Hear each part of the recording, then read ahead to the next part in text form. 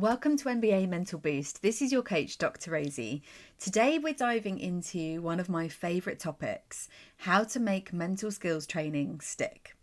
Now, a lot of people come to me and they just want the mental skills work. They expect that working with me is kind of going to be like working with a PT. I'm going to give you a training plan. I'm going to tell you when to meditate, when to journal, go for a walk, read, do breath work, do all the things. But let's just say if I did work in this way. So this is quite surface level stuff. I give you a plan. I check in every day to see if you've done it. I keep you accountable and you start embedding these as habits. What's going to happen when we finish coaching together?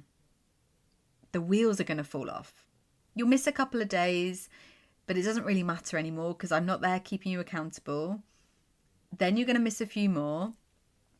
And all of a sudden, you'll feel that the work that you put in wasn't really worth it as you're back to where you were before you were coaching. Maybe you're frustrated more than you were because you've now had a taste of what this kind of work could be, but you're back to square one again and you're being inconsistent with your results. You need to work on the mindset foundations and the mental skills training. So this looks very different to that surface level. You just got to meditate every day. You got to journal just before you go to bed. You know, that's very surface level work. Mental skills training is so important, but you're not going to embed these high performance habits over the longer term unless you do the mindset foundation work. This is where we're going to see real change. So thinking about our mindset, mindset and mental skills training are different. They interlink and they're so powerful together, but we need to remember that they are different things. So mindset shapes your beliefs and your attitudes and your perceptions, and that influences your ability to embrace and apply mental skills training effectively.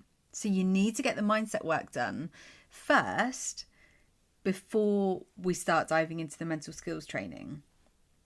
Now, some common mindset gremlins that come in the way of embedding mental skills training as longer term habits are things like resistance. We either just can't be bothered, being really honest, or we create these stories of, there's never enough time. I'm always so busy, I just can't bring in one more thing. Or we tell ourselves that we want to change, but actually we have resistance to change. We don't want to change. There might be some self-doubt. Can I step into being the person who works on their mindset, on their mental skills training every single day? There might be limiting beliefs. This isn't for you. You've tried this in the past. I tried meditation and I couldn't make it stick. Therefore, I'm the person who can't do this kind of thing. There are limiting beliefs getting in the way, maybe keeping us small. Perfectionism.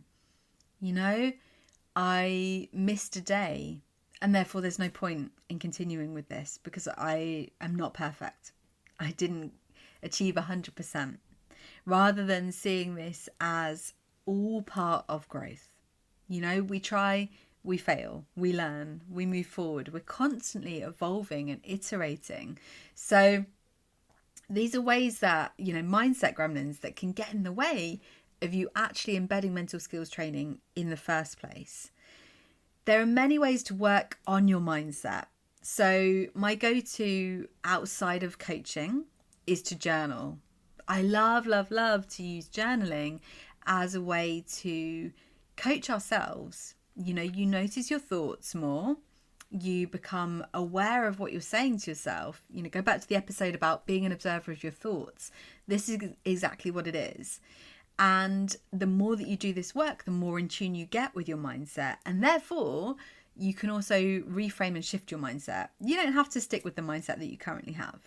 I always encourage my clients to do this and embed it as a daily habit, because then when they've got the transformation that they desire with me and we stop our coaching relationship, they have the tools that they need to continue to fly on their own. They don't regress, they don't take that step back, they progress to the next level and continue to do so long after their basketball career has ended.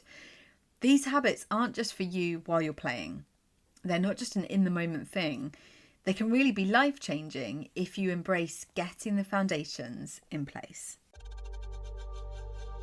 Thanks for tuning in to another episode of NBA Mental Boost, the secret weapon to supercharging your performance on the court.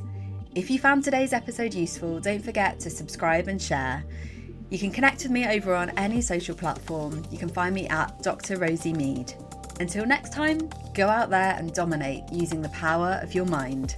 This is Dr Rosie, signing off.